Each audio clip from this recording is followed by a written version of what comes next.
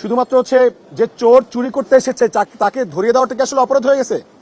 এখন পুলিশ হচ্ছে চোরকে না ধরে যে হচ্ছে অভিযোগ জানিয়েছে তাকে ধরবে পুলিশ, এটা হচ্ছে দায়িত্ব। তো তারই পরিপ্রেক্ষিতে দেখলাম যে ঢাকা কলেজের ছাত্র দলের কর্মীরা হচ্ছে শাহবাগ থানায় আমার বিরুদ্ধে নাকি মামলা করেছে। ওয়েল, এইটা খুবই একটা জেন্টাল অ্যাপ্রোচ যে তারা কোনো রকম মব ভায়োলেন্সে, যেটা আসলে আমরা দেখি যে বাংলাদেশে এখন বিভিন্ন জায়গায় মব ভায়োলেন্স হচ্ছে, তো সেই জায়গায় তারা মব ভায়োলেন্স না গিয়ে তারা একটা আইনি প্রক্রিয়ার মধ্যে গেছে, সেটা আসলে তাদেরকে অসংখ্য ধন্যবাদ।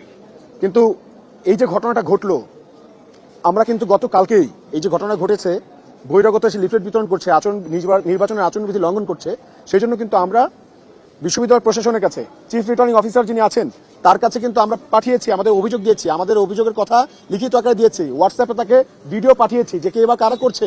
কিন্তু এখন পর্যন্ত 24 ঘন্টার বেশি হয়ে গেল, কিন্তু এখন পর্যন্ত বিশ্ববিদ্যালয় প্রশাসনকে কোনোভাবেই কোনো স্টেপ নিতে আমরা দেখি নাই।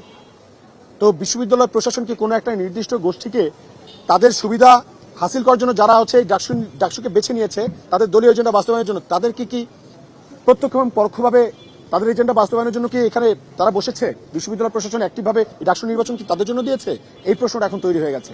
তাহলে এখন তাদের যে নির্লিপ্ততা, তারা যে কোনোভাবে অ্যাকশন নেয়নি, বরং আমরা আমাদের অধিকারের কথা বলতে গেছি, আমরা আমাদের বোনেদের অধিকারের কথা বলতে গেছি, আমরা আমাদের ঢাকা বিশ্ববিদ্যালয়ের শিক্ষার্থীদের নিরাপত্তার কথা বলতে গেছি, এখন উল্টো আমাদেরকে যদি মামলা খেতে হয়, তারা যদি আমাদের চামড়া তুলে নেওয়ার কথা বলে, তারা যদি আমাদের কবর দেওয়ার কথা বলে, এবং তারা যদি হচ্ছে বলে যে নীলক্ষেতায় নিউ মার্কেটায় তোদেরকে হচ্ছে ক্ষতিগ্রস্ত করবো, আমার তারা যে ভাষায় কথা বলছে আমি হয়তো সেই ভাষায় আপনাদের কথা বলবো না, কিন্তু এটা আসলে কোনো শিক্ষার্থীর অ্যাপ্রোচ হতে পারে? আমি আসলে ঢাকা কলেজের সবার ক্ষেত্রেই বলছি, ঢাকা কলেজ তো একটা ঐতিহ্যবাহী কলেজ।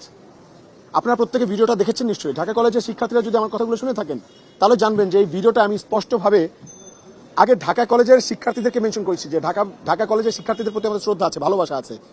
কিন্তু এই যে কাজটা ঘটিয়েছে, যেই কাজটা ঘটেছে, আসলে এখানে দায়টা কার, দোষটা কার?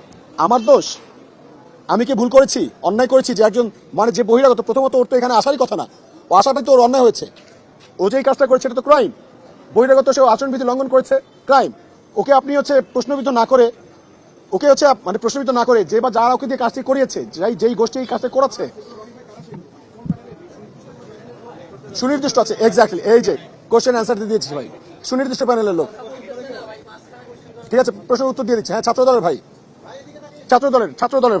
ছাত্রদলের সমর্থিত প্যানেলের লোকজন, তারা হচ্ছে প্রচারণা করেছে লিফলেট দিয়ে। আমার কাছে 2টা ভিডিও আমি আপনাদেরকে এখন ইনস্টা দিয়ে দেবো, আপনার পেজে ঢুকলে পাবেন, আপনারা চাইলে এখনই দিয়ে দিব। চিফ রিটার্নিং অফিসারের কাছে দিয়েছি, কিন্তু এখন পর্যন্ত তার কোনো অ্যাকশন নেয়নি। এখন দোষটা আসলে মূলত কার? যে হচ্ছে অভিযোগ দিয়েছে তার, নাকি যে অন্যায় করেছে তার?